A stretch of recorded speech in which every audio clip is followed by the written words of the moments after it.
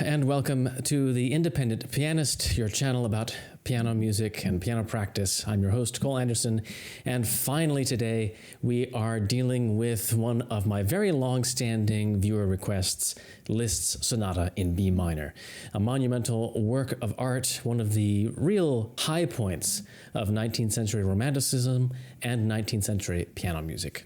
As should be unsurprising, I suppose, to us nowadays, this work was reviled rather heavily in its day by the musical establishment. The noted critic Eduard Hanslick, who was also an opponent of Wagner's music, when he heard the sonata in B minor, he said, quote, "Anyone who has heard it and finds it beautiful is beyond help." It was also much disliked by the marvelous Clara Schumann, and we shouldn't take these things too seriously because someone like Clara Schumann had very strong reasons for disliking Liszt as a person, even though I don't think he ever meant to get on her bad list. It would take too long to go into that whole thing, but they were also just on opposite spectrums when it came to musical sympathies. By that time, Clara Schumann, for example, was very much in the whole Brahms camp, the more classical aligned camp, as was Hanslick. So we should perhaps be a little bit forgiving that they didn't quite understand this work.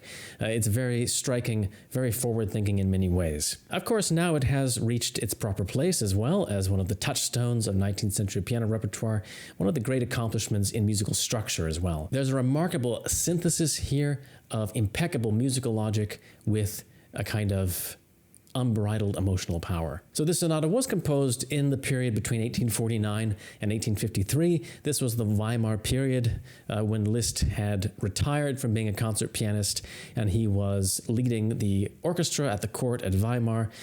He was at his height as a composer and conductor.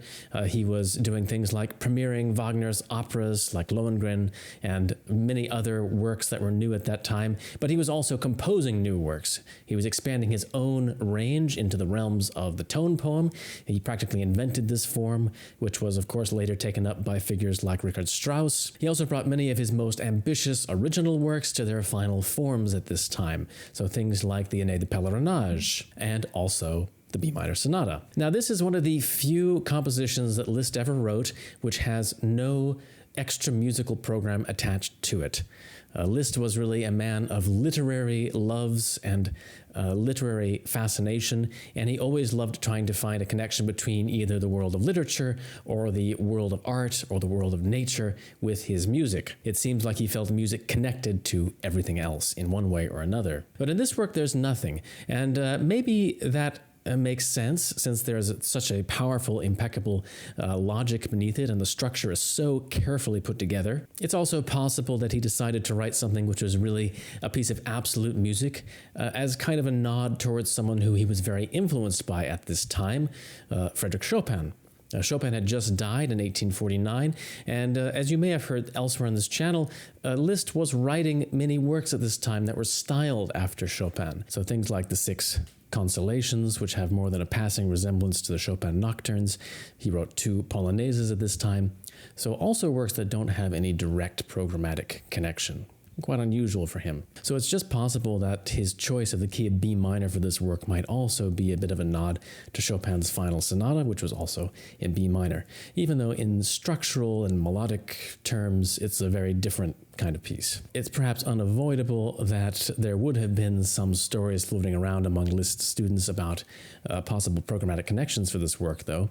The most popular one seems to be the idea that it may have been inspired by the Faust legend. And we get this from several different sources, but maybe the most famous one is from Claudio Arrau. He talked about hearing this from his teacher, Martin Krause, who was one of Liszt's later students. And Arrau even went so far as to compare various motives to characters from the drama. And maybe that gets a little bit too precise. Maybe that gets a little, kind of cheapens some of the musical rhetoric if we make it so exactly one-to-one with the Faust legend. However, there is some reason to suppose that Liszt may in fact have been inspired by Faust. And that has to do with some of the musical connections that we can find here. So for instance, the main theme of this work has a little bit of a similarity to a movement from a sonata by Alkan. And Alkan was someone that Liszt knew well. He definitely would have been familiar with the sonata. If you look at the sonata Les Quatre Âges, this is the sonata for the 4 ages of man that Alkan wrote, which was published in 1847, before Liszt started working on this sonata. If you look at the second movement, the quasi-Faust movement, there's a definite similarity between the theme of that movement and Liszt's theme for the B minor sonata.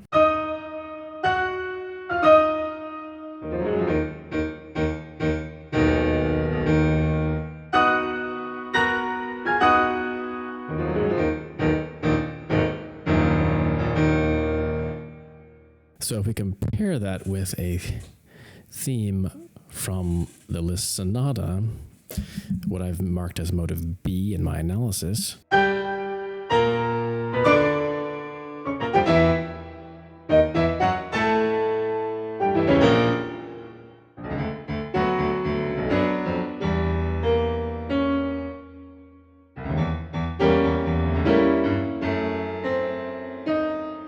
you can hear that they are quite similar. There's even this similar kind of hammer blow motive that Liszt has in motive C, which is also used in Alkan's theme.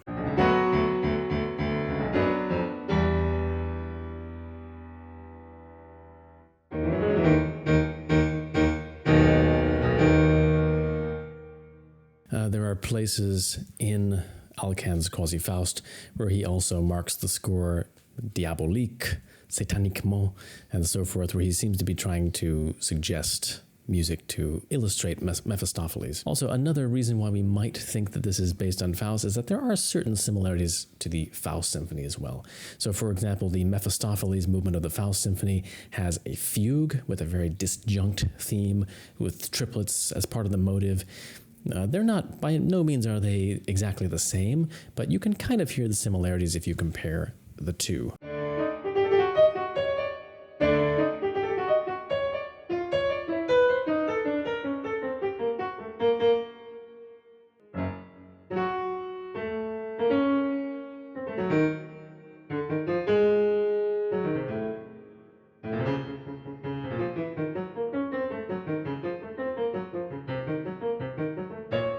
So I'm not going to talk too much more about the whole Faust legend and its possible connection to the sonata, because that's not the thing that's most interesting to me about this work.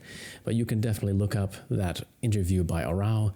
He was interviewed by Joseph Horowitz, I think, in the book Arau on Music, if you want to learn more about that possible interpretation. Speaking of Liszt students, though, and their interpretations, this work has a rich history of performing editions also. So after the manuscript in Liszt's hand, which exists, and which is available even in facsimile on IMSLP.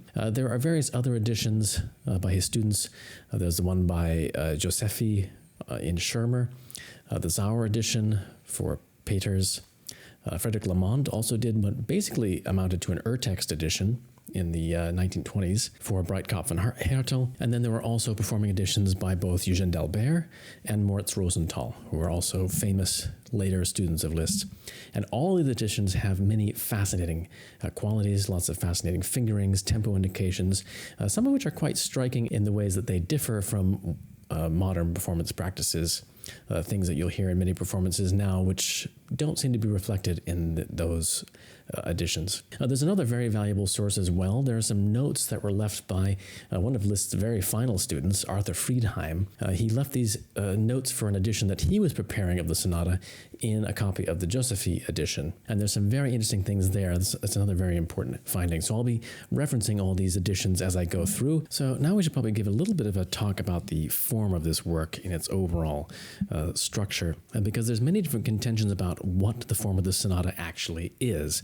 And I think that that's very appropriate, because Liszt most likely intended the form to be a little bit ambiguous. So you'll hear some people say that this is a piece in 3 or 4 movements, which also has a 1-movement design overarching everything. And that, to me, is the most logical way to look at this.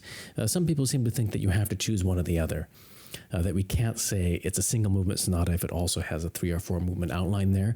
But again, I think that there is some kind of ambiguity to this, and that's the way it's supposed to be, that we can hear it 2 different ways, or even 3 different ways, or more. It's not hard to hear a slow movement starting around measure 331, and this is also a point where Liszt uses new musical material, although he weaves in the material he's already used in the so-called first movement into the rest of this second movement area. It's also not hard to hear a kind of a scherzo sort of movement in the fugue, which follows this slow movement, which I just referenced. There's most definitely an overarching kind of sonata form, though, idea, and you can hear that Liszt uses an exact repetition of certain material in what would be the finale in a 4-movement form. So this really reminds me of another piece, a slightly less ambitious piece, but one which is also very experimental in its day, and it's one that I've even made a video about.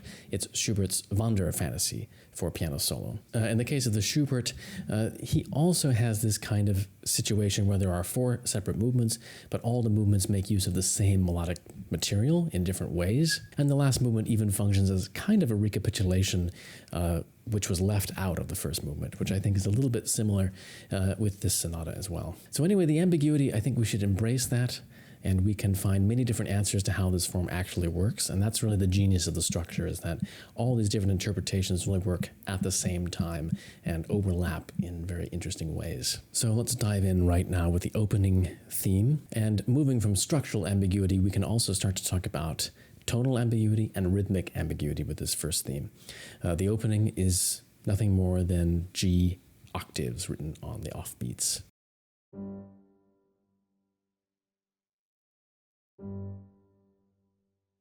And there's no way particularly that we can even tell this opening is an offbeat opening until much later. In this way, it's very reminiscent of some works by the dedicatee of this sonata, Robert Schumann. Schumann had, of course, dedicated his Fantasy to Liszt many years earlier, one of his greatest works, and so Liszt returns the favor here with this dedication of the sonata. Too late for Schumann ever to actually I've heard the piece, but still a wonderful gesture. So we're ostensibly in the key of B minor, but we're starting on Gs. And the very first scale that we get really does make it sound like we're probably in the key of C minor at this point instead of B minor, so a half step off. And this idea of things being kind of a half step off and being pulled back into focus is something which is going to be developed later on as well. Now, there is something kind of important here to note. Many people play this opening and also interpret it as purely descending scales, and they do kind of look like descending scales here at the beginning, but if you look at the left hand, you can see that actually there's a rising leap. And this is even more clear if you look at Liszt's notation for his original version for this opening, which you can see in the manuscript. In the manuscript, he originally had this doubled twice, so he had it doubled in 4 octaves.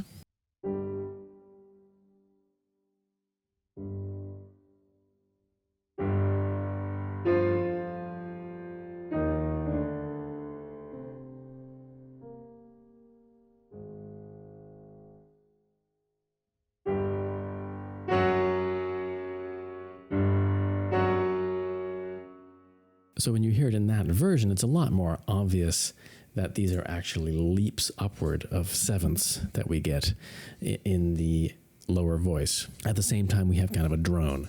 So there's 2 ideas here. There's really a repeating note idea, and there's this leap upward followed by a descending scale. So on this second iteration of the motive, of the leap and descending scale, we get something which is usually referred to as the gypsy scale with prominent augmented seconds, 2 different augmented seconds in one scale. And I always thought that this is really remarkably meaningful because throughout Liszt's career, he really identified very strongly with his heritage as a Hungarian, even though he never learned to speak Hungarian and he lived most of his life outside of Hungary, still he had this very strong kind of national spirit. And this, of course, was expressed in his pieces that he wrote, many pieces that he wrote that were inspired by Hungarian ideals and a lot of charitable work that he did for Hungary. So this use of the gypsy scale, it's almost like Liszt is putting in his little calling card right at the beginning of the work. He's encoding a little bit of his personality, of his kind of mythos right here. So it's very important, and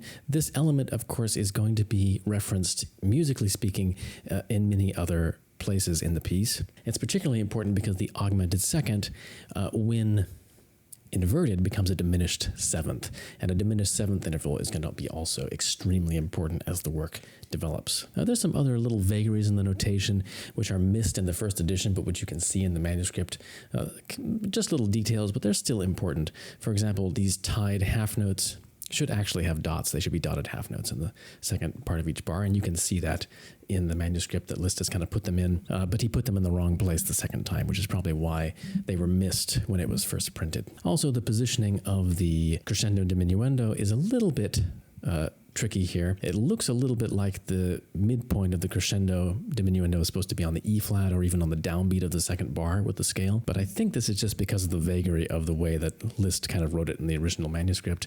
It makes a lot more sense if the dotted quarter note is really the place where the emphasis is focused. And again, we have a little bit of a support for this from Arthur Friedheim. If you look at Arthur Friedheim's notes that he made about this sonata, you'll see that he actually erased the crescendo marking here and extended the diminuendo sign, and he put an accent on the dotted quarter note, showing that that's actually supposed to be the high point of the crescendo, which makes perfect sense. And musically, it is the high point of that motive, which then falls down the scale. This would probably be something that Friedheim actually got from Liszt himself. So there is another element about this opening too, which people kind of miss here, which is that there is a strong interior motive, which is kind of hidden, which is these rising sevenths.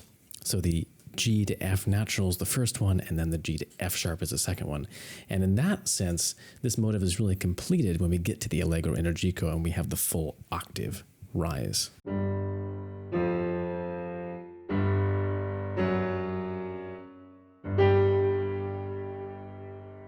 And this is very reminiscent of another work which probably influenced this opening theme and influenced this work in some of its emotional content, which is the Coriolan Overture by Beethoven. Coriolan, of course, inspired by Coriolanus by Shakespeare. And in that opening too, there's this motive which starts with huge leaps which gradually increase before falling.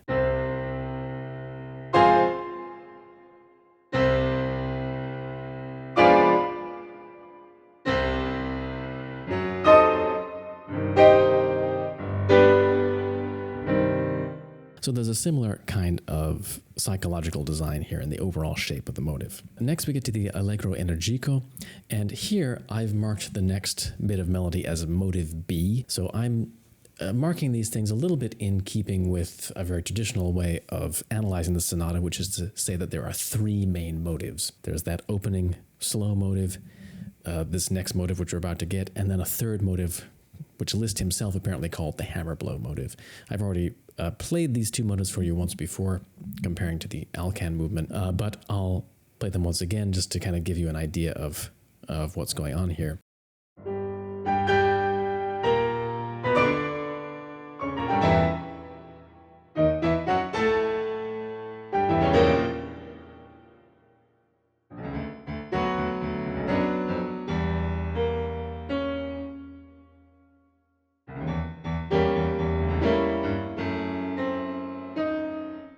This second motive has the octave leap, of course, as a very strong component of it, and then it also features this diminished seventh interval in several different ways. First, we get a falling diminished seventh from that high G octave down to the A sharp, but then we also get these falling arpeggios, which outline a diminished seventh harmony. Both of these appearances of diminished seventh are going to be expanded and developed in various ways as the piece goes forward. And this all, of course, connects back to the augmented second of the first motive. One reason why you might want to be aware of this as well is that there is another argument that we should really only talk about the motives of the opening lento because really everything is derived from them in one way or another, which is true. The intervals being used in motive B and the repeated note in motive C has already been foreshadowed by everything that's happened in motive A. So you really could argue that there is just one motive, sort of, which is the basis for everything else. Just from a practical standpoint, there are some problems with that, though. One of which is that we can clearly see that Liszt treats these three different motives separately at many different points, even though there are elements which are being developed and being combined in different ways throughout the piece. You also can hear these three motives as really clear melodic ideas which Liszt is referencing. So it's probably not quite accurate to say that we can't consider them as separate elements. Again, there's kind of a structural ambiguity here. They are separate elements, but they also go together. They really have a strong connecting force. And we can see the way that the motives seem to kind of bleed from one to the next. Even the little opening run for motive C in the left hand is really derived from the three rising eighth notes of motive B.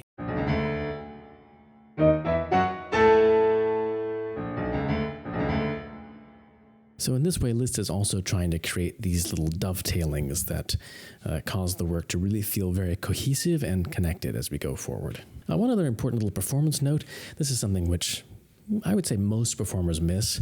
At the beginning of the Allegro Energico, Liszt very carefully notated this so that the crescendo only starts as you start the Allegro Energico. You do not start forte as loud as you possibly can play. And we can see that this was really intentional on Liszt's part. Again, if you look at the manuscript, you can see that he actually crossed out a forte. In the original version for this opening, he crossed out the forte at the beginning of the Allegro Energico and replaced it with this crescendo to forte in the second bar of the Allegro.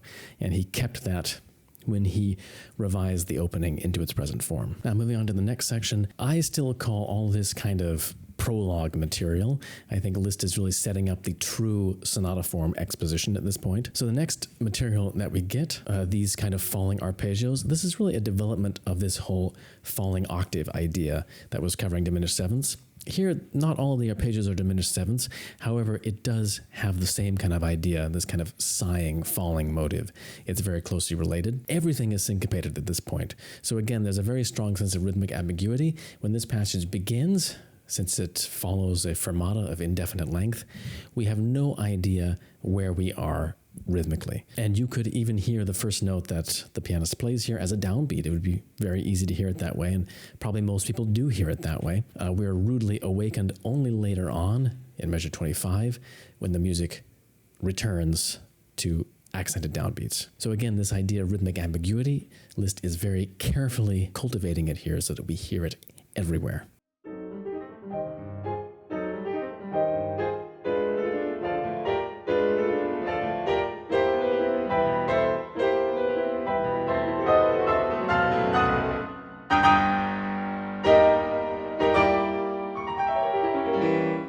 And there's a very important structural little dovetailing here as well. When we reach this final cadence before the true exposition of the sonata begins, you can see in the left hand there's this trill starting from G natural and then a descending scale. This is a sign that we're being pulled into the correct key because this is echoing the opening, starting from scale degree 6 and falling down to the tonic, but now using the right notes for the B minor scale. Just like at the opening, it started on G, but it was on the wrong scale, but now we're on the right track.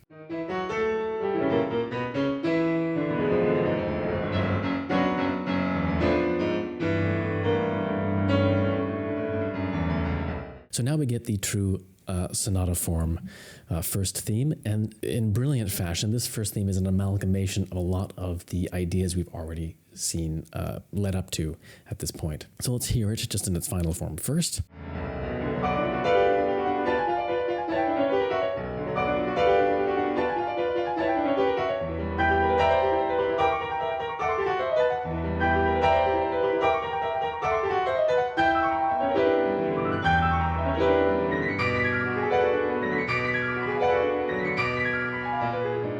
First off, obviously in the right hand, we have an outline of motive B.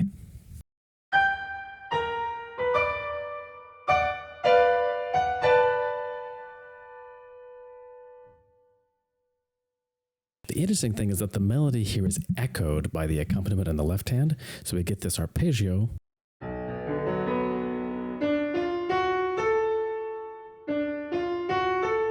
So those are the same notes, slightly changed in their direction. So,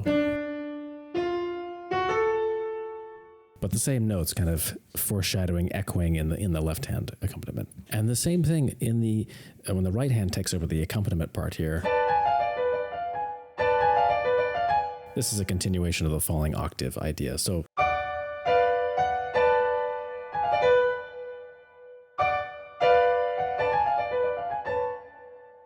the left hand, of course, takes motive C at this point. Same motive we've already heard. And very cleverly here, Liszt again has a little echo in the right hand.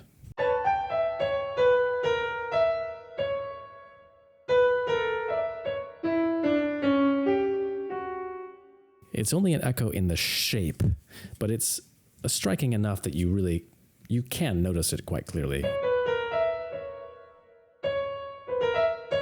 If I just change the rhythm very slightly, it becomes very obvious. So this first theme is striking for many reasons. First off, because Liszt is giving a little bit of a masterclass in how he's going to be combining motives together as he goes forward, but also because it's so contrapuntal in nature.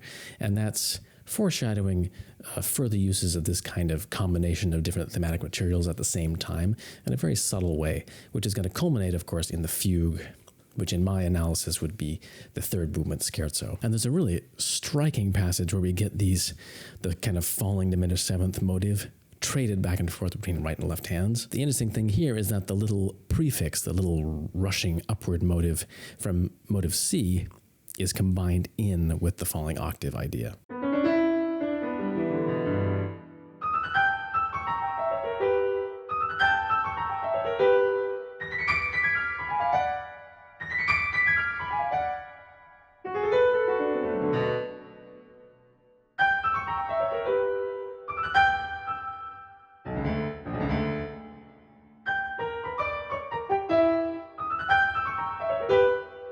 So by this time in the structure, we would really probably call this a transition. We're starting to move away from the home key towards something else, but in the proper style of a romantic, large-scale movement. This transition is highly varied and very discursive, almost like a development section of its own. So he throws us into E-flat minor here at the beginning of this transition, and he continues to develop this idea of offbeats. So this pattern, again, it would be very easy to lose your place as to where the beat is at this point. Will be rudely awakened again once the music reaches its next arrival.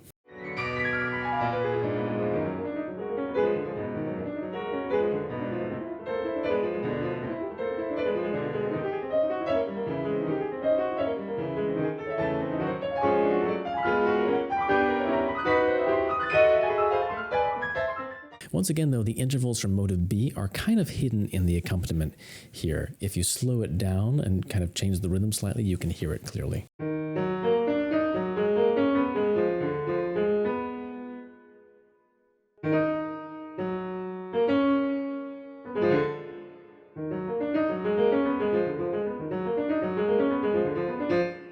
And a little later on, Liszt even hides the diminished seventh from motive B in the middle of these arpeggiated textures in the right hand.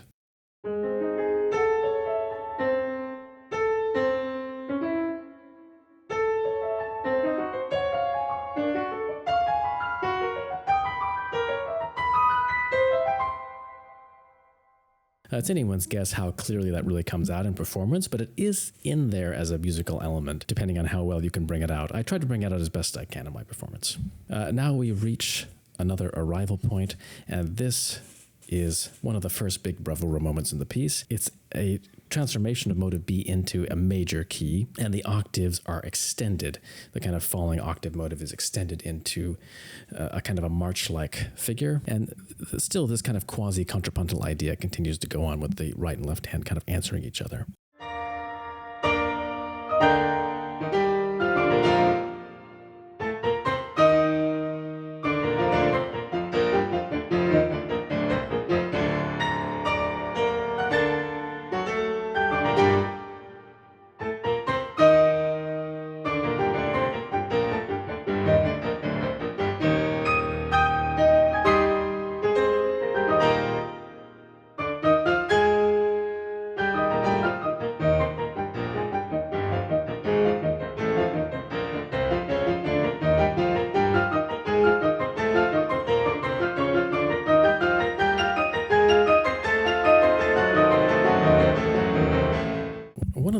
important things about this passage, of course, is that it is still really a transition.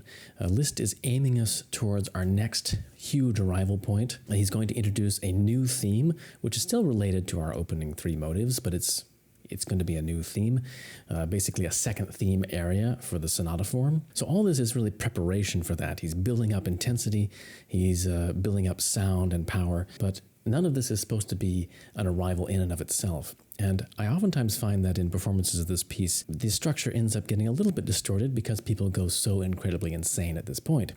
This is the first opportunity where you could really show off your octave technique, which is so generously used throughout this piece. But it's a mistake to do so here, actually. I think the piece, at this point, you really should maintain a strict tempo. So particularly at this ending point where Liszt marks sempre staccato et energico assai, you'll hear many performances which really add in a vertiginous accelerando. They become really insane and crazy at this point. And at the final moments of this high point, many people add in extra bass notes at the bottom where Liszt specifically left them out. And you can see it in the manuscript as well that he very carefully did not write eighths below these notes. He didn't want them to be doubled in octaves, precisely because he didn't want to create too large of a climactic arrival here yet. This is still preparation. But again, for me, this really makes no sense structurally at this point. There's no reason to go quite so crazy. There's lots still to come. And at this point, we do get motive A in its original form coming here, now with centered around the note A. So this is basically a dominant pedal point, setting up our next key, which is going to be D major. So a third relation away from the original key of B minor.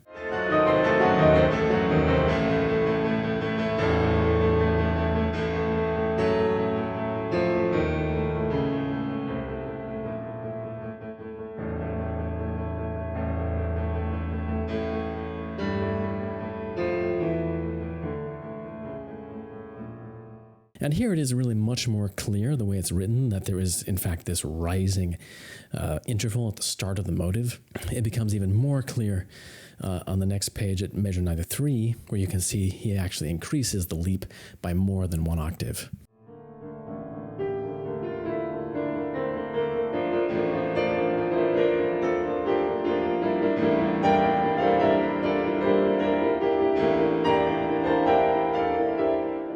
So towards the end of this section at measure 104, this is another place where I have heard performers make kind of a grievous philosophical error, I guess. It's very tempting to double these last two notes, either with an arpeggio or even just playing them down an octave. And even Liszt's student, Moritz Rosenthal, recommended this sort of an interpretation in his edition, so I guess we can't completely discount it. But from a philosophical, compositional point of view, it's a great mistake because Liszt very carefully avoids using the lowest B on the piano until the very last measure of the piece. So obviously there was some kind of philosophical significance to that, to holding that lowest B of the home key in reserve until the very, very end. So for us to hear it at any point before the ending is really kind of a mistake.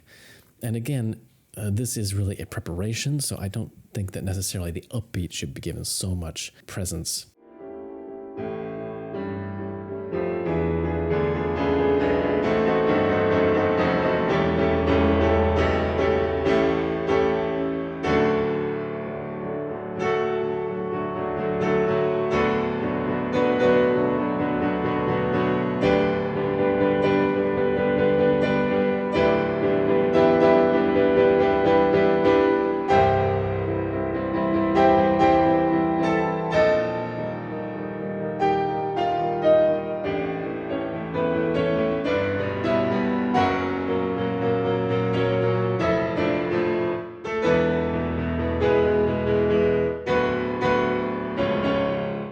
So this is the theme, which I would call the second theme in the sonata form, and this is also what Arau referred to as the theme of the divinity of the Almighty in the Faust legend, the theme for God. Whether or not it is that, you can clearly see how it's derived from the rhythms of motive A, because we get, in this case, we get 4 repeated notes instead of just 3, but then we also get the rhythm dim bum bum.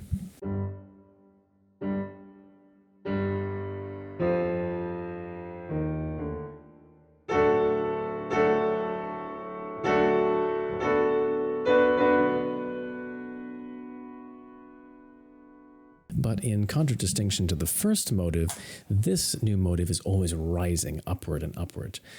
So very much in keeping with this idea of if it's supposed to be the idea of divinity in the Faust legend, then it does make sense in that sense. Although this theme is in D major, Liszt makes several very kaleidoscopic chromatic shifts, including hitting a big arrival on C major, and even more importantly, coming to the key of F sharp major towards the end. This is important because this key of the second movement is going to be F sharp major, and F sharp major is the key that Liszt usually used for religious, transcendent topics in his music.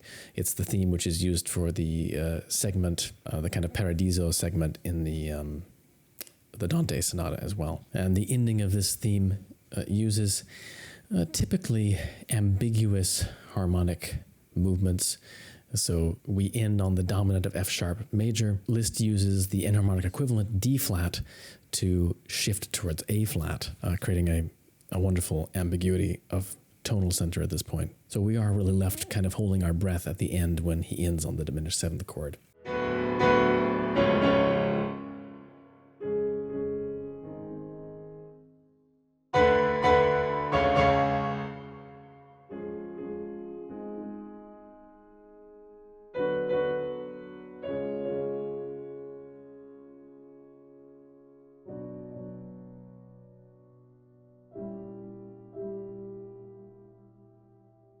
Now I think we're really into another kind of transitional passage, and this is where Liszt's skill with so-called thematic transformation really begins to be showcased, where the themes start to be transformed not only in their melodic significance, but also in their emotional significance.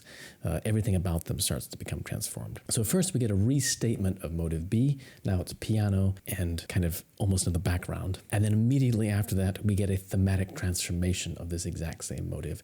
So now everything is pianissimo, everything is altered, but you can still hear the connection to the way that this theme was used when it was the main theme of the piece. And even the left hand kind of suggests the accompaniment from the first theme.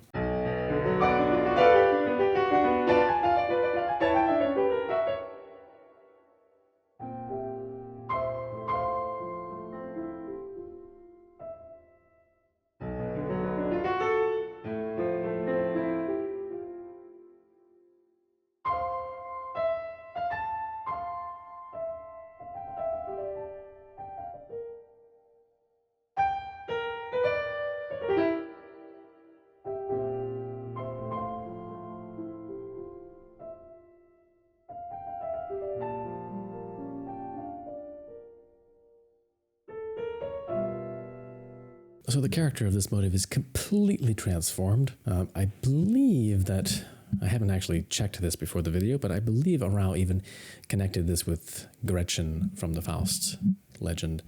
The way that the first theme, which maybe represents Faust and his unrest, is transformed into this very sweet and beautiful and innocent motive. But there's also an underlying structural idea here. So we get the restatement of motive B and then a thematic transformation. And then likewise, this leads to a restatement of motive C, which then is also going to be transformed thematically in a very striking way.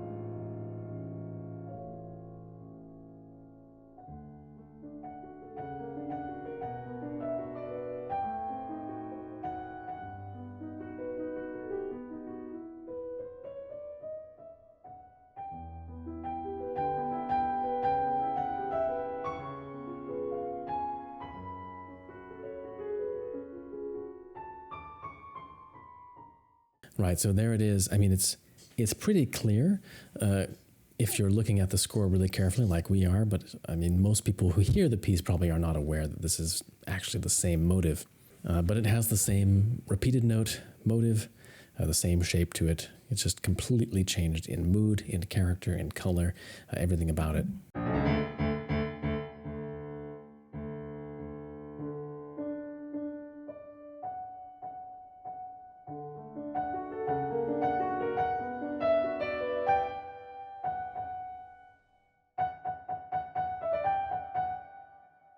So I've called this the third theme.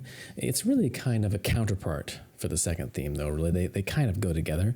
So you could call it one large thematic area. It centers around the same key of D major, but it really feels like a separate character in the development. So I call it the third theme. And a lot of the tonal ambiguities, the kind of tonal relationships that have already been set up and which are going to be used later are, again, kind of hinted at here. We get this one very beautiful moment where Liszt uses a tritone relationship between E minor and B flat major.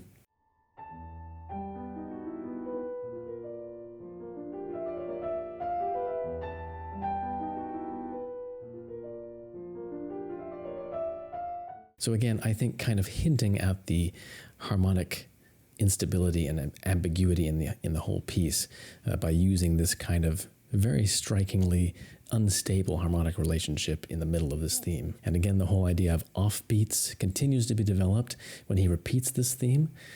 The theme is altered, so we only get thematic notes on the second and fourth beats, with the downbeat and the third beat empty.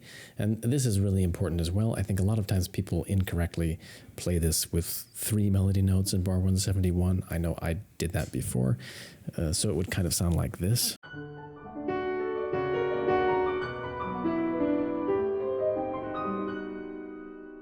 But that's actually quite incorrect. Liszt is really trying to change the motive here so that it becomes a sigh.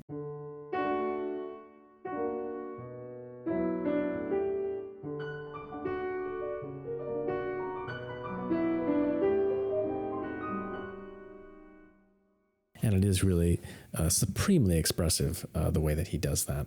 So once we get this reimagining of the third theme finished, we move on to another kind of transitional passage, which is moving us towards the true development section of the sonata, where things are really going to get pretty wild. So in this very magical passage, we get a combination of motives A and B. So the descending scale idea is outlined in the right hand. Even though it's not explicit, you can kind of see the rhythm and the outline of that opening motive.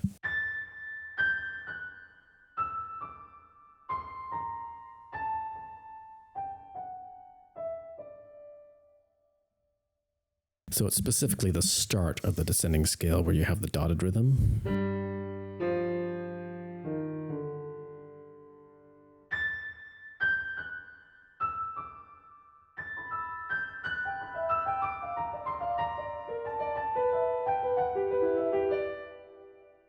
And again, the harmonic juxtaposition between E minor and B flat, the tritone connection, is repeated here. So it's a little bit of an extension of that magical passage that we had before.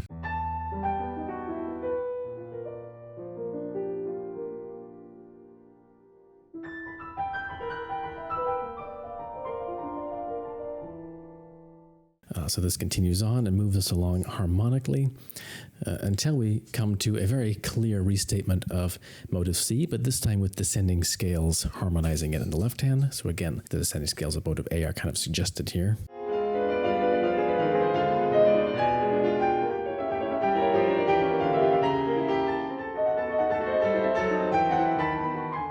And we get to finish up this kind of transition passage. We get a very beautiful cadenza, which kind of hangs in the air for just a moment before we move on to the next major section of music. From a musical standpoint, this cadenza is probably based on motive B. We could probably tease out the intervals kind of hidden in there.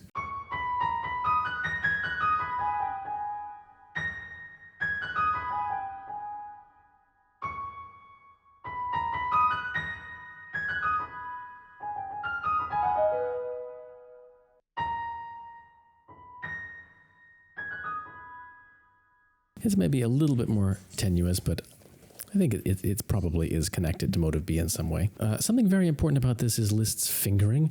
I always think this is a very important thing. When I first learned this piece years ago, I considered myself to be very clever, and I came up with a fingering where I could share this cadenza between my left and right hands. And in fact, I still remember what the fingering was. It was pretty clever, so I will show it off for you now.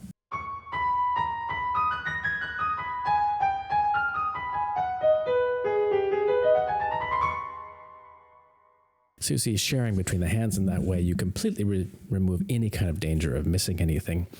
And you can play it also very, very fast in kind of a coruscating way. It sounds very much kind of Russian Romanticism, Rachmaninoff style that way.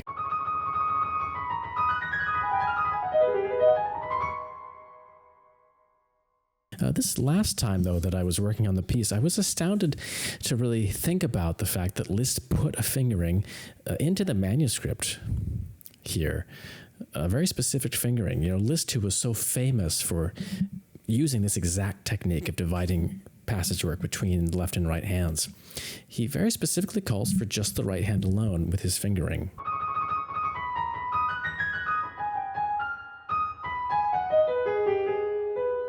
Now that part is completely Liszt's own fingering. So it makes me wondering if he knew that you could easily divide this between the hands, why did he choose to write it for only one hand? And then I also noticed that he wrote dolcissimo here, and it occurred to me that probably he intended this to be a very different sort of cadenza, a very delicate and somewhat vocal cadenza. And I think that you are forced to play it in that way if you play it with one hand, although it's certainly possible to make an effect similar to the two-handed version with one hand. It's much harder, and you're much more likely to get this very expressive effect if you use Liszt's fingering here.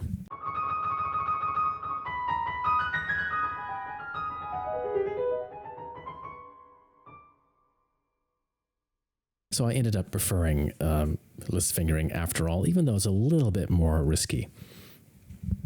And the same thing in the next passage, actually. Here it maybe doesn't matter quite as much, but I think that there is something just a little bit more musical and drawn out about it when you play it with one hand, instead of dividing everything between two hands.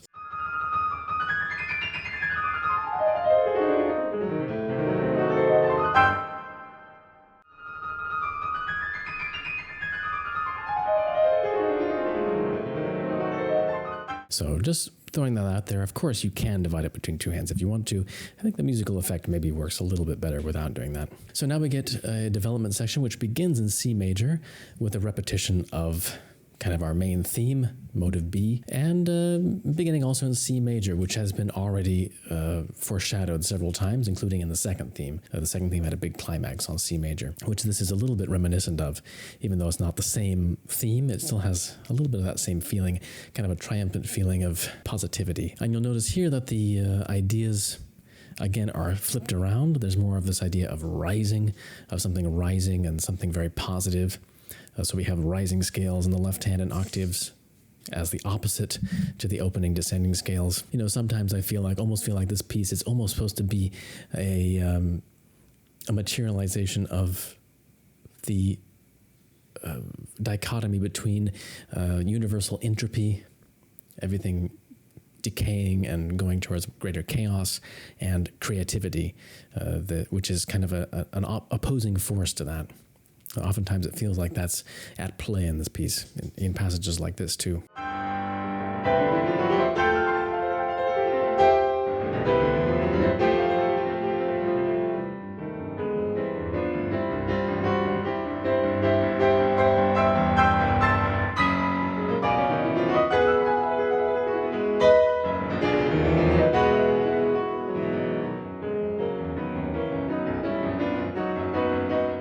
And really it continues, we continue treating motive B in various ways, and it's a very developmental, interesting development kind of section that we get here with lots of rhythmic ambiguity and interesting ways that Liszt toys with our sense of rhythmical structure. And there's several different guises that this theme comes in, so we get it again in the minor key, in a very stormy kind of version. And then there's an extraordinarily beautiful version of this theme in the major again, kind of hidden within this coruscating accompaniment. This is one of the most beautifully written and really cleverly written pieces. Here Liszt really is making use of a kind of a three-hand technique where he hides the melody in the middle texture and shares things between the hands in such a way that it almost sounds like the pianist has three hands.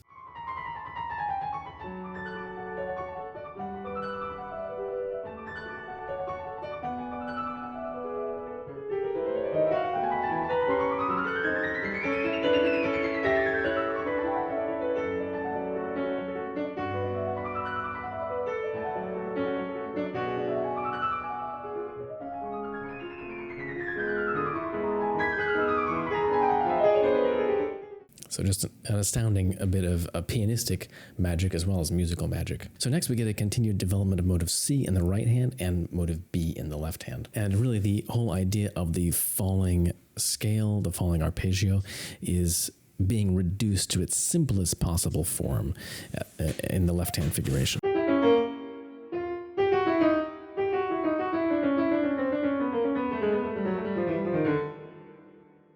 And then it's reduced even further into two note groups, still being combined with motive C in the right hand. And then finally, it's reduced to its most basic form. Both of these motives are reduced to their most basic form. We get only the leap from motive C. And we get, again, this descending thing in the left hand, which has now also been transformed into a leap in the opposite direction.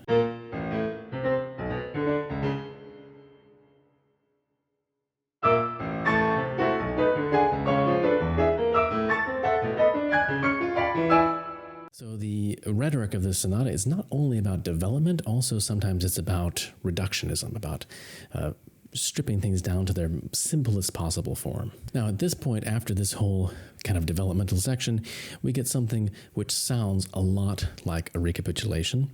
We're even in the right kind of key area compared to the beginning, centering around a G.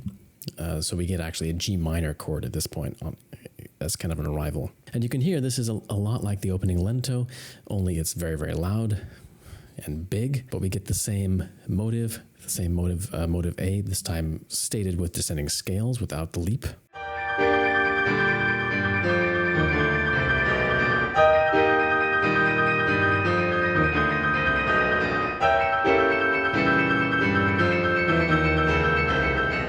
And we arrive on a big moment with motive B again.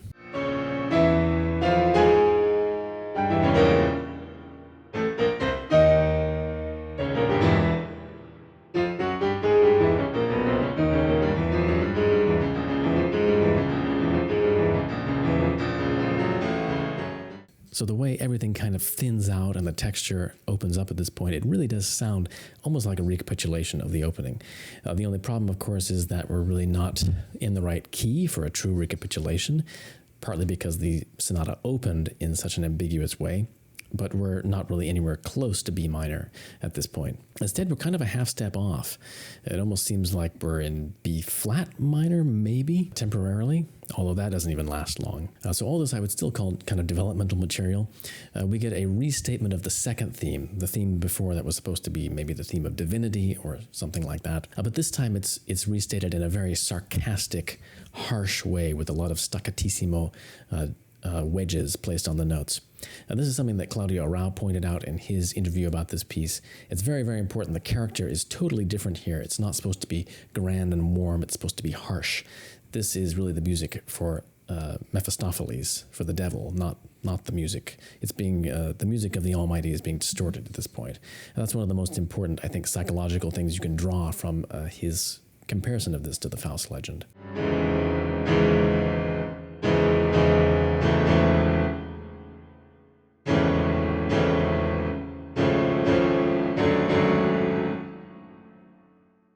And we get these very impassioned recitativos in between, which are really just calls from the heart.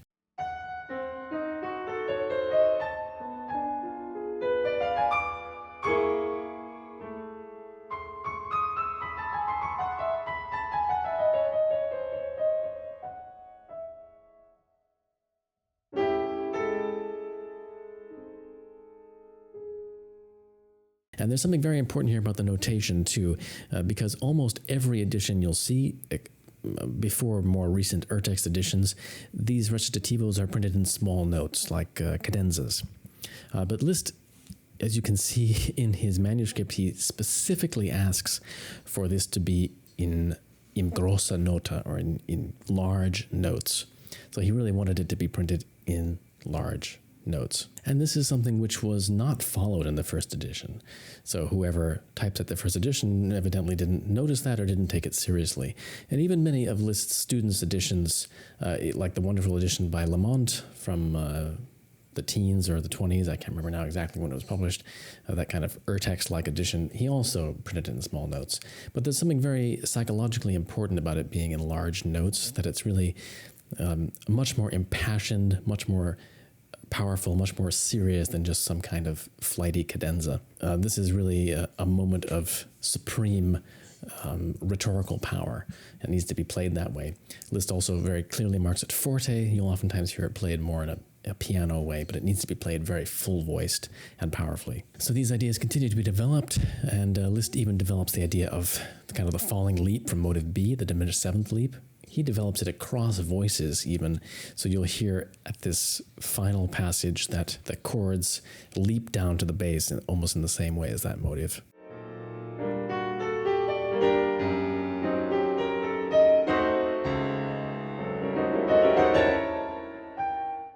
And of course, here at the end, we get an amalgamation of motive C and motive B combined together again. Motive C in the left hand, motive B in the right hand.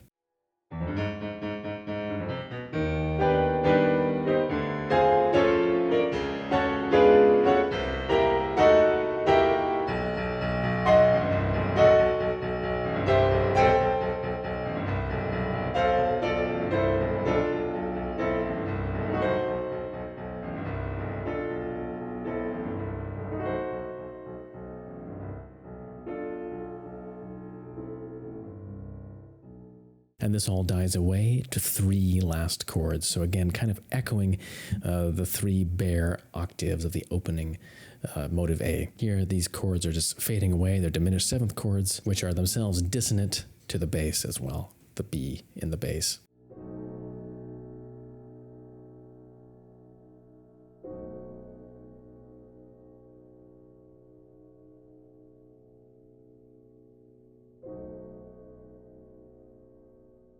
So in that sense, this is a little bit like as much of a recapitulation as we get in this first movement.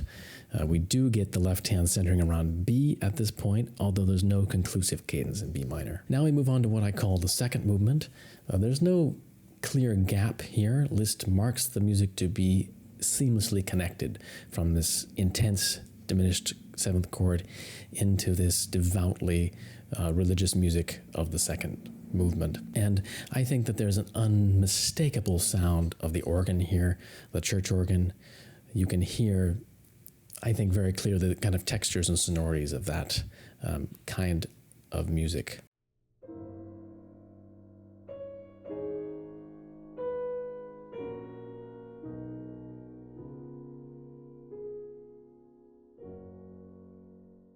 It's very hymn-like, very much in that style. Now, there's a very interesting connection here, too.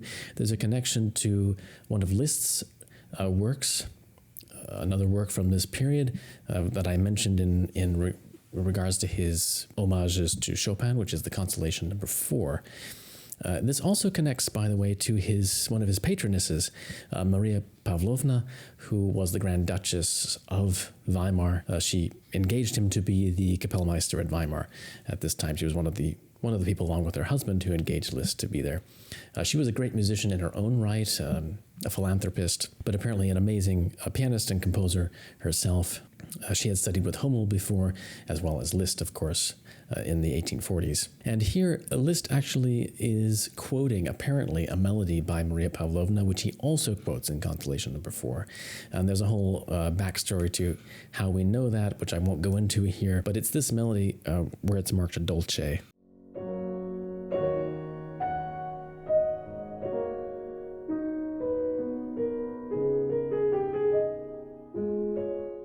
You can see that it's a little bit of a variant of this melody from Constellation number 4.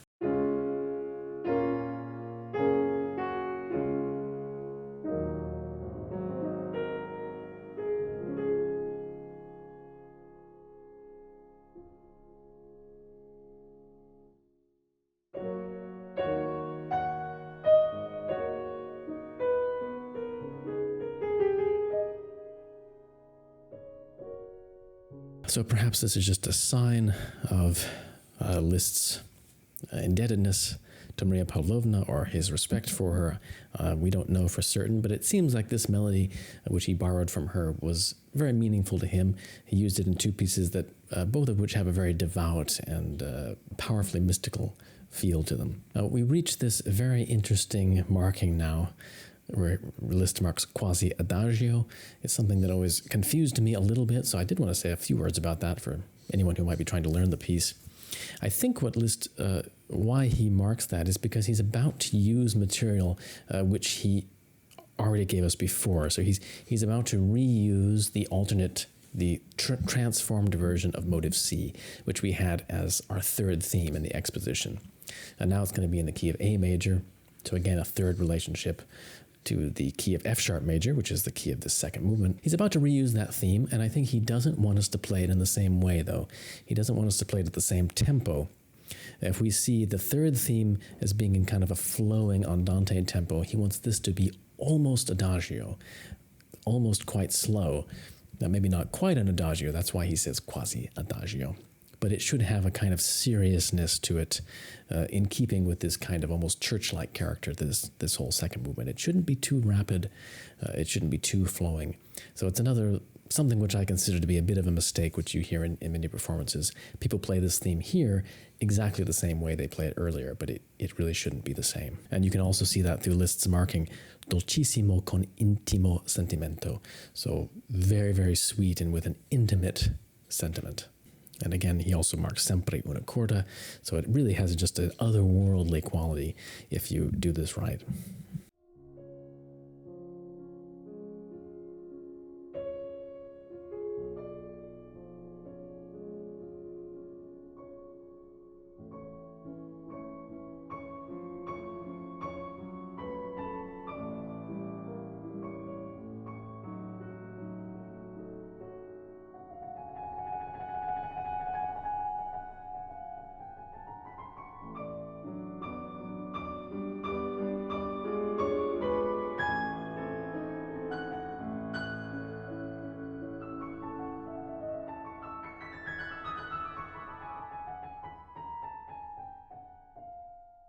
And again, we have the same tritone relationship here, this time between B major and F major.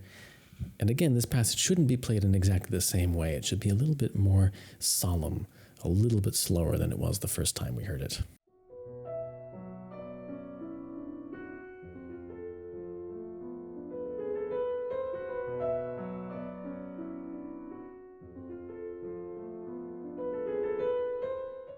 So really this slow movement, if we can call it a slow movement, within the development, it also has its own kind of slow movement sonata form going on. So I think of the reuse of the third theme as kind of the slow movement second theme. And of course the new theme, the organ theme with the Maria Pavlovna quotation, that's the first theme. And then we really get something which I would call developmental, which is based on the grandioso second theme, maybe the heavenly, almighty kind of theme. This time, again, in a very warm and rich setting.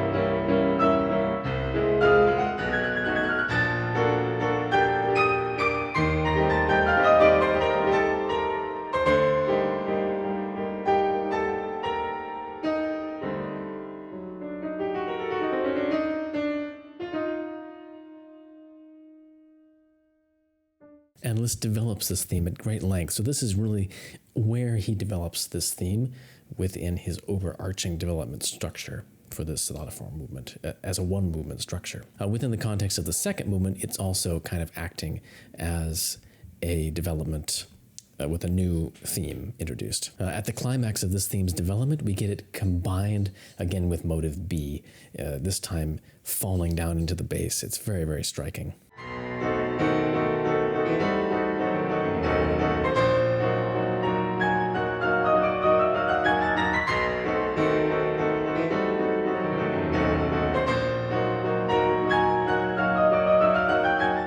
At its high point, there's a huge transfigured recurrence of the first theme, again in F sharp major. And so here we are really getting the recapitulation for the second movement. And we do get a full recapitulation. We get this first theme again in this beautiful expanded form, and then we'll also get the second theme again.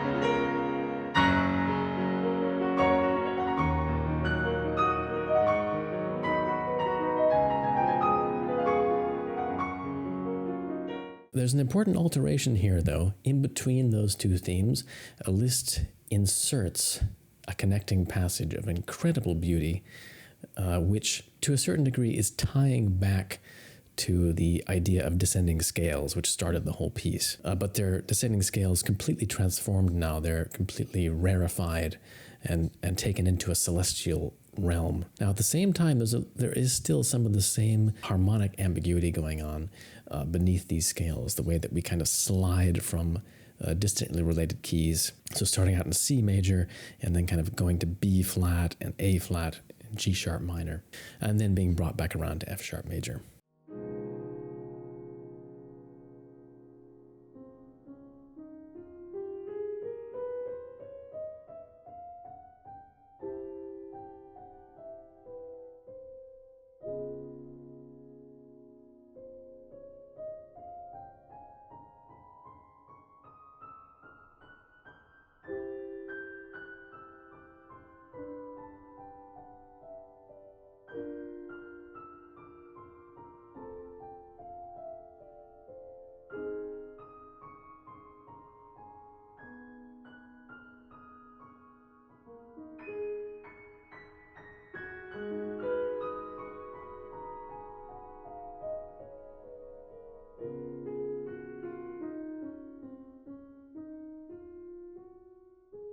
So this connects to everything else in the piece, but it's an extra. It's there for aesthetic reasons as well. Structurally, we don't need this passage, but emotionally, I think we do. I think we do need this kind of apotheosis of the gentle emotions of this movement. And it does still connect to the scales, and it inevitably kind of connects us to a recurrence of motive A, which he very cleverly connects to part of the opening motive. The descending scalar part of the slow movement and a Pavlovna theme just morphs into the original motive A.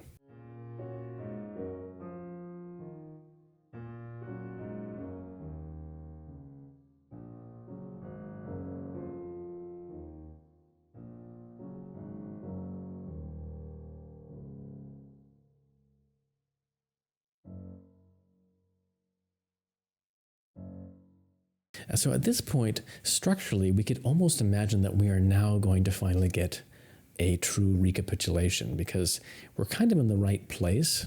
We could imagine that we're going to reinterpret F sharp now as being the dominant of B minor, and that Liszt is somehow going to shift things so that this F sharp, which we're hearing, is going to lead us back to B major or B minor for a true recapitulation. But that's not actually the way it works out. Instead, Liszt uses F sharp as his starting point. So he literally takes it the same as it was at the beginning, where we started from G, but now we're a half step lowered. So we're getting a false recapitulation of this kind of prologue material from before. And the form that this false recapitulation takes is of a Mephistophelian fugue, this very diabolical kind of fugue, which I think is kind of a counterpart to the fugue in the Mephistopheles movement from Liszt's Faust Symphony, as I mentioned before. So this is his reimagining of this opening prologue. We get, for the fugue subject, we get motive B and we get motive C, one right after the other. So it is a quite lengthy fugue subject.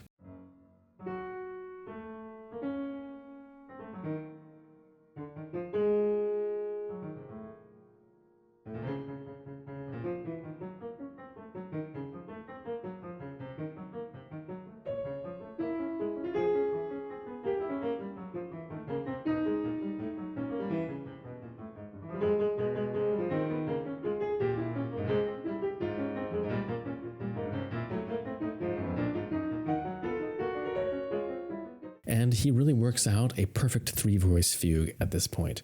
We get 2 more subject entries in perfect form and several interesting episodes. And of course, he can't let us go without actually flexing his compositional muscles a little bit.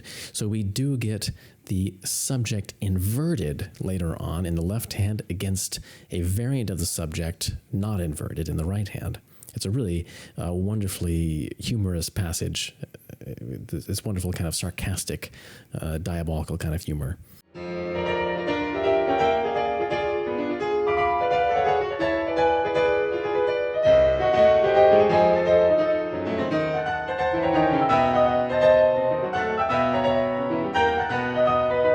So I'll go over that one more time just so you make sure you catch it.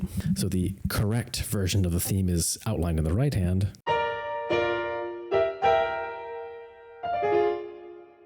Whereas in the left hand, it's inverted. And the descending arpeggio becomes an ascending arpeggio.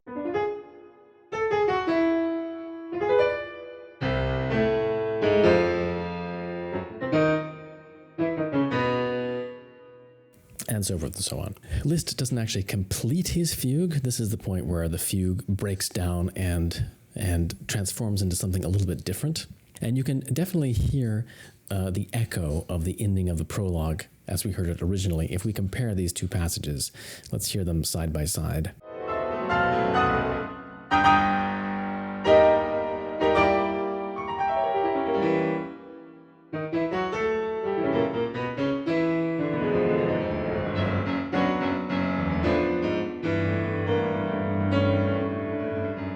And now the one from the end of the fugue.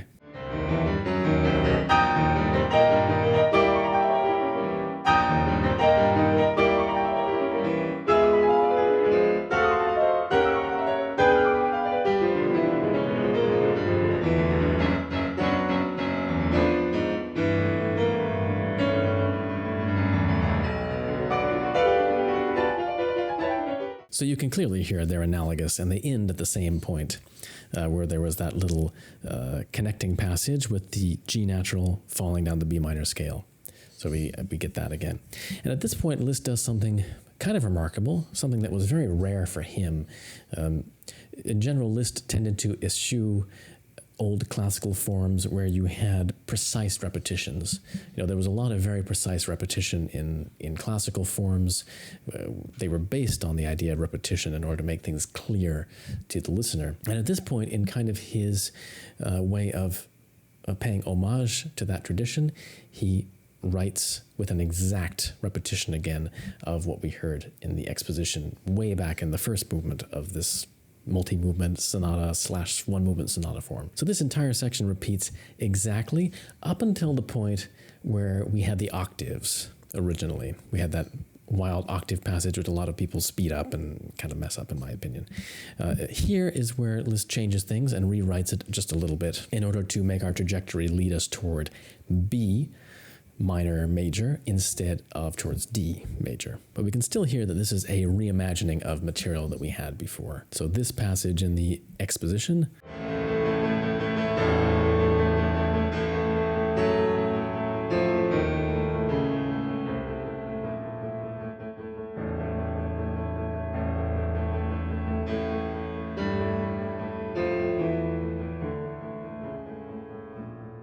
now turns into this.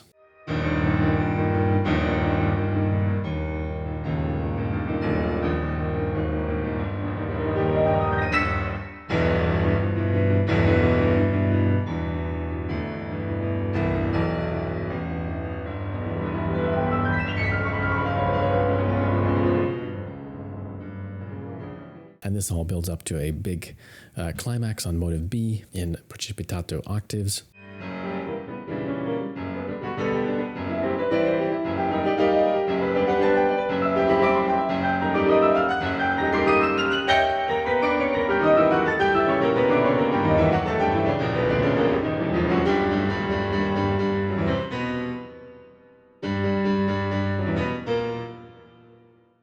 Again, Liszt carefully avoids building too large of a climax.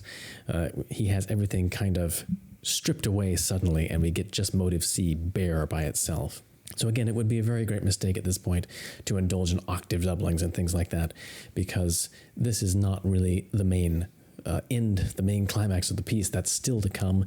This is leading into a restatement of motive of the second theme, the divinity theme. And this theme is stated in a very different way, a much more distant and refined kind of statement than the magisterial statement we had the first time. But we are in the key of B major, so we are really recapitulating in classical sonata style, where the second and third themes are in the recapitulation brought back into the home key instead of being in a foreign key. And we get a beautiful new setting of the third theme, very Chopinesque in the way it's written. All the main points are there. There's another kind of three-hand reimagining of this theme as well. And then, interestingly enough, we get kind of a recapitulation of music that was developmental before. The music where the motive B and C were combined and motive B was kind of reduced to its basic elements. That comes back in a slightly different form, but it's basically the same music. You can hear it's really supposed to be a recapitulation of this.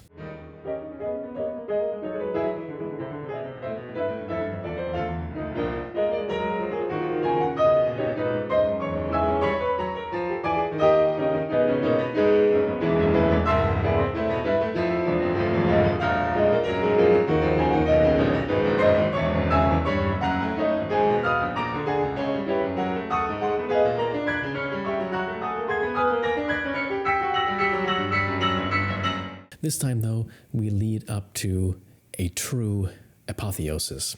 And the apotheosis, of course, is prefaced by the descending scales of motive A, this time transformed into B major. And then we get a new thematic transformation of motive B into something really ecstatic and overwhelmingly powerful.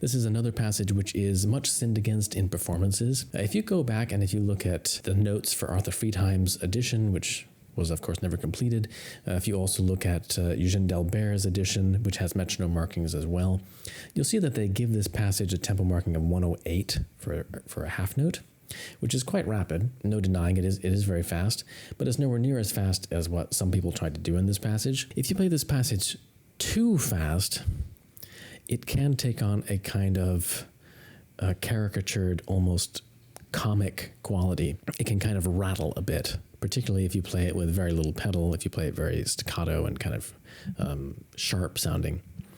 So there are many performances by great pianists who will remain nameless, who I think fall into this trap of showing off their octaves just a little bit too much. Yes, prestissimo, as fast as you can play, but really as fast as you can play with warmth and passion, and not making it sound like a technical exercise.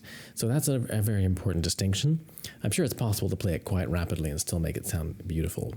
I went for something right around 108 myself, because I really think that Arthur Friedheim and Eugene Delbert had the right idea when they selected that tempo. It seems perfect for me. There you can do something which is very expressive and overwhelmingly beautiful, while at the same time having the enormous excitement. It really should be prestissimo espressivo at this point, I really think, and not just an excuse to show off your octaves.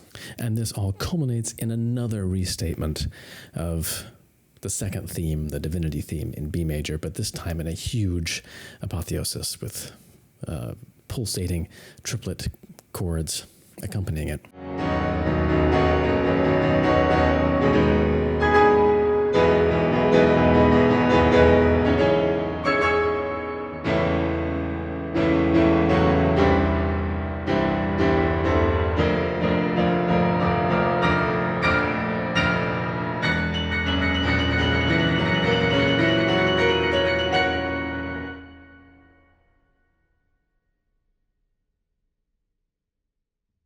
Now, of course, at this point, we have the question of the original ending versus the revised ending.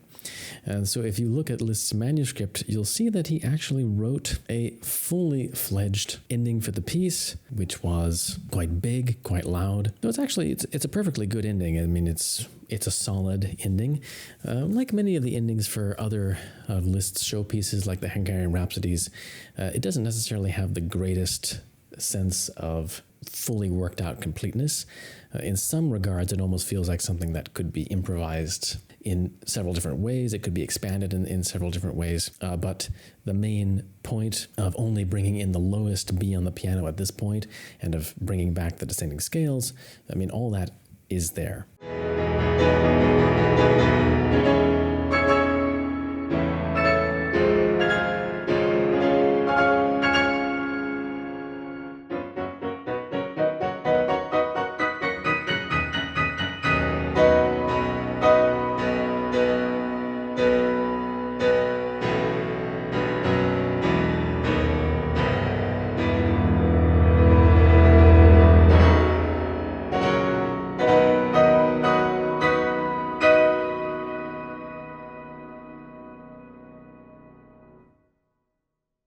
I think Liszt probably just realized that the mood did not quite fully encapsulate everything, and maybe also from a thematic standpoint, he wanted to find a way to dovetail things back to some of his material from the second movement, particularly that beautiful new theme that he derived from Maria Pavlovna's music. So he came up with a new idea for an ending, and this was probably at a very late stage. He probably came up with this marvelous ending, which is the final ending, very quickly. You can tell that because in the original ending, you can see that he already went through with a colored pen and put in articulation marks and accents and expressive indications and so forth, dynamics. This was usually his last step in his working copies. After he had really written out the music and done all the revisions, he would go back and he would do these things with a colored pen, or a crayon, I should say. But he decided it was not right, and he crossed it out even at this point and came up with something quite different, which he actually did not make these markings in. So it really does seem, the markings with the colored pencil, which really does make it seem like it was a last-minute thought, a last-minute revision. But it's a very remarkably fitting thing, the way that he wrote this revised ending. And maybe it makes sense that it was easy to write because everything else was in place and he just had to close the structure in the right way. The wonderful thing about it is that we hear basically everything now restated. We get a recapitulation first of that beautiful opening theme from the second movement, the Anna Pavlovna theme, only now in B major. So it's good. It's kind of like completing the recapitulation of everything we've had. There's something a little bit classical about that. After we get this theme repeated, we get those three main motives, A, B, and C, the ones that I talked about, but now they're in reverse order. So we get motive C first.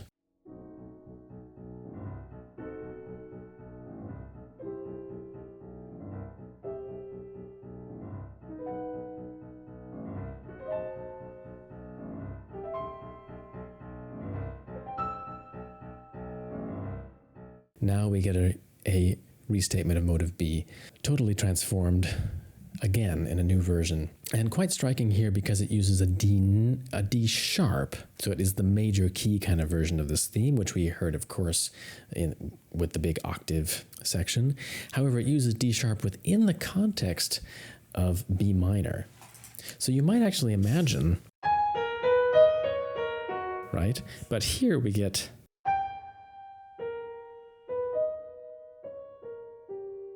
So it's a little bit ambiguous. It almost feels like a minor key at this point, but then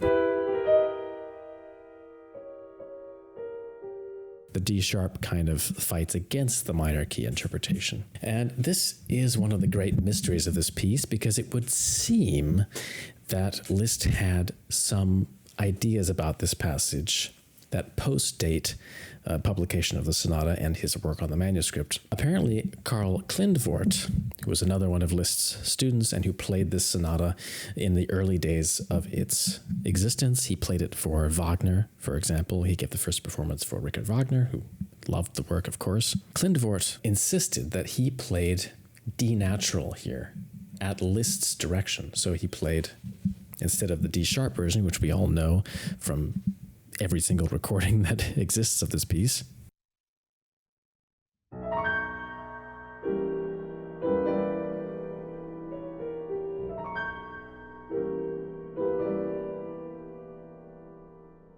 and he explained also that there was a kind of harmonic connection here and a logic to the use of a D natural, and that Liszt had told him to do this when he played it for Liszt. Because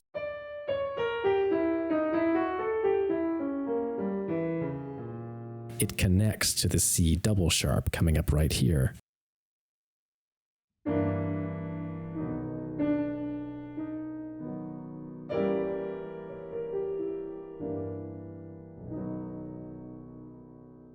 Which resolves back to B major. I'm not sure if many people would be happy with this interpretation, because the D sharp is a very, very beautiful feature of this rethinking of motive B. Thankfully, we don't have to use this interpretation, because it seems like there's an even better one. Thanks to this find of Friedheim's notes for his edition, you can see on the last page that he's quite carefully notated a little natural sign on the second chord, but only on the second D, not on the first one. So we can only assume that this was probably something which Liszt most likely instructed him to do. This was probably Liszt's final revision for this sonata, which never made it into any of the printings, but which circulated among his students. And it would be likely that Friedheim, as one of the last of Liszt's students, and one who was very close to Liszt, would probably have gotten this right. And it's marvelous how well it works in performance, because you get both this wonderful kind of tension between the D sharp and the minor key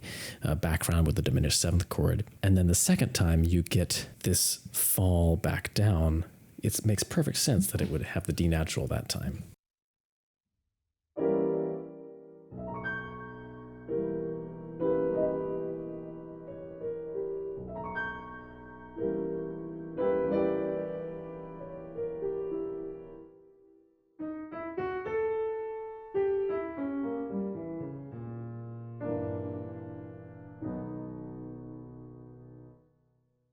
It's like all the tension and ambiguity between the major and minor key versions are encapsulated in this statement of the theme. So I really do think that this version is superior to the typically printed version, and there's enough evidence for it from Klindworth and Friedheim to think that it might really be Liszt's final thought on the matter. So everyone has to make their own choice, of course, but that's the version for me. I did also forget to mention there's some evidence. Also, Eugène Delbert, I believe, also uses the D natural in his recording. It's the only recording of the piece, I think, that uses the D natural. So that's a little bit more evidence from one of Liszt's students. So we've had the motives, the three main motives of the piece, which all, of course, belong together, and they're all derived from the same basic principles. We've had them repeated in reverse order. So we've gotten motive C, motive B, and now finally we get the last statement of motive A, finally centered around B, with the pitch B as its starting point. Very importantly, we still get the augmented second, very prominently featured from the Gypsy scale, Liszt's calling card. It's still present here at the very end. And he ends on the flat second degree on C natural. The scale ends there and kind of hangs.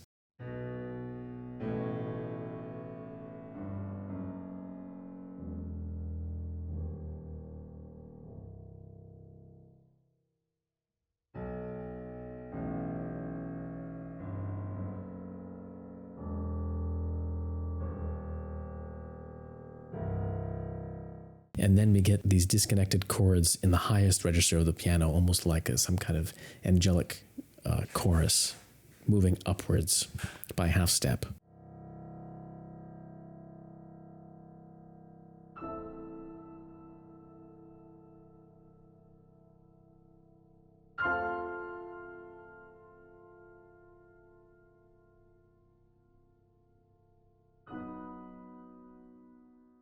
3 half steps upwards, just like in the opening motive, the way that the motive leaped up to F natural, F sharp to G.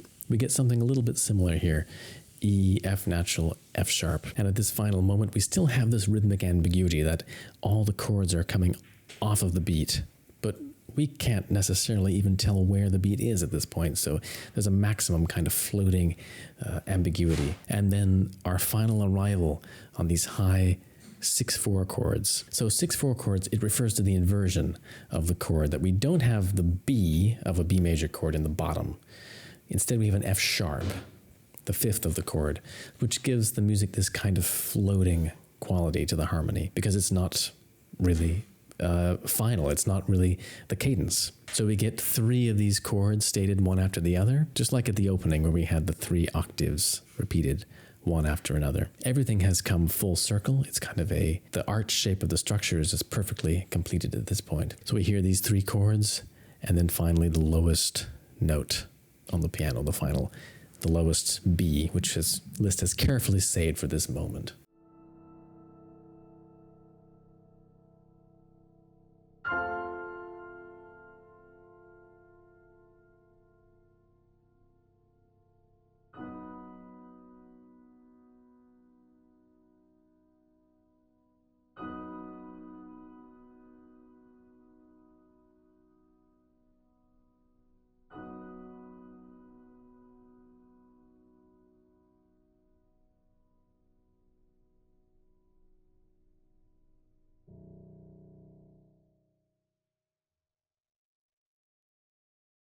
So this is one of the great endings in all music.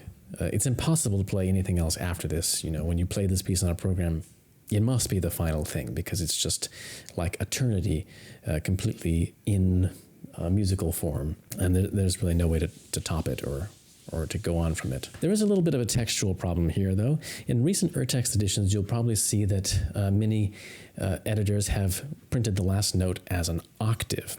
And there's a good reason why they're doing that. If you look back at the manuscript, you'll see that Liszt wrote an 8. This was invariably his way of notating that you were supposed to play the note written with another note below it, so an octave, not just the same note down an octave. However, I think that this is actually an example of a little bit of an oversight on Liszt's part, probably because of how rapidly he was working in adding this alternate ending. When he wrote this ending, originally the lento assai was supposed to be in doubled octaves, as is written the first time, and you can see that originally went straight on to the chords. So then it would make perfect sense. This was written in doubled octaves down to the C natural. You get the last B as an octave. It continues that. But notice how Liszt had another revision to make, and at the last moment, he snuck these extra couple bars in here where the theme is repeated in single notes. One of the doublings is removed, and we just get a single descending scale down to a single low C. He says ottava bassa here. He's added these lines in because he realized that he needed another statement of this motive. But it would seem that he forgot to revise this last note. So undoubtedly, I mean, musically, it makes the most sense that the single note C, which ends right before those chords, should be continued with a single note B at the very end. And we can see that from the evidence of Liszt revisions, that's the most likely way that it was meant to be played as well. All right, wow. Well, we made it all the way through. One of the great pieces of all time, and one of my favorite pieces. And now there's nothing more to do but to go on for the full performance. Maybe you need to take a little break before you do that.